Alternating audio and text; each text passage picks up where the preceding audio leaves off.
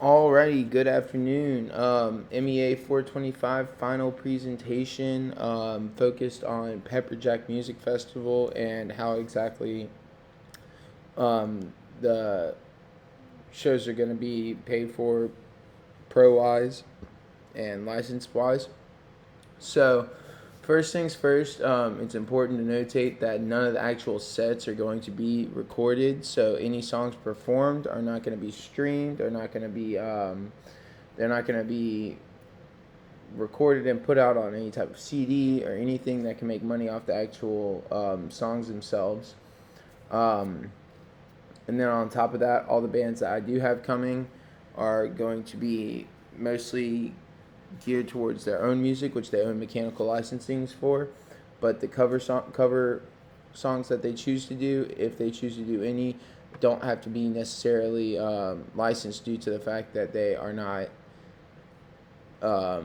recording or distributing them. It's kind of given in the live stance or live stage setting that it doesn't have to be paid for in order to do that.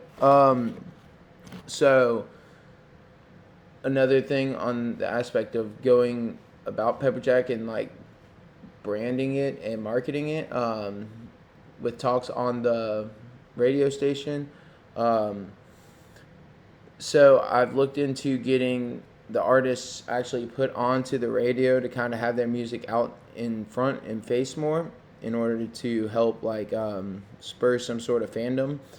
And with that specifically, since at this point it would only be it's May now, so until August, so we're looking at about a 3 month span at this point. So for that, basically what we'll have to do is we could just do like compulsory license, which will just like for the time being that we are playing these songs, which at the same time USM's also talking about adding people to do radio shows, maybe do like a Road to Pepperjack type thing. I don't know.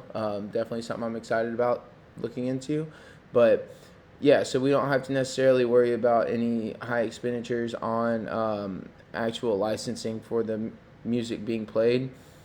Um, yeah, so once the actual festival happens and afterwards, we will be using a song from one of the bands, maybe not one of the bands, haven't decided yet. That's going to be in post production kind of idea. So, with that specifically, that one we will probably wind up having to license the song unless we use a royalty free song, because that will be put on YouTube. It will be made shareable and clickable and will drive interest and money could come of it in the future. So it'll be important to credit songs where they're appropriately due and make sure that we get the appropriate licenses for these songs.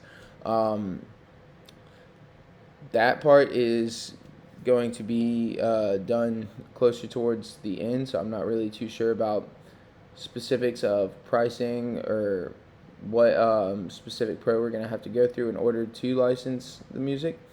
Um, but might just wind up doing a royalty free song. Um, so, on top of that, I'm trying to think about other ways that it's licensing is involved. Um, hmm. Yeah. I'm glad I'm turning in something. But yeah, ultimately, the licensing for the festival itself is not going to be too stressed because of the fact that there's not going to be any recorded copies and there's not going to be any live streamings of the actual songs themselves. So there's no real worry about specific copyright infringement. Um, as I said, cover songs are okay as long as they're not marked and sold without proper royalties to the mechanical license owner. But the bands I'm booking for the most part on a basis of them playing their own music, and that's the way it's been or marketed. So if they did a cover or two of something different to add some spice or whatever to their whole entire scene or set, it wouldn't be like they are if somebody came out and advertised that they were doing a Johnny Cash tribute set as whoever, then it would change it up a little bit, because then you're kind of making money off of the name of Johnny Cash, and moving forward from there, money could be bargained or taken or moved around, however. But yeah, ultimately, not too stressed about how exactly I'm going to be putting the licensings together, because of how simplistic the licensing process is going to have to be for that. So yeah, appreciate it. MEA 425 was cool. Y'all take it easy.